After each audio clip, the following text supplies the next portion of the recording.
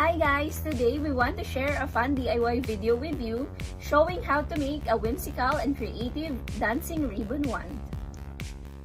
A dancing ribbon wand is a popular craft that is perfect not only for kids to play with, but also as a prop for dance performances. Look at this creation!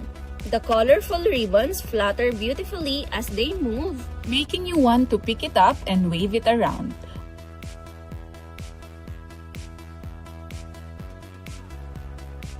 Whether at home, outdoors, or at a party, this dancing ribbon wand can bring endless joy and surprise. By following the step-by-step tutorial, you can easily make your own ribbon dancing wand.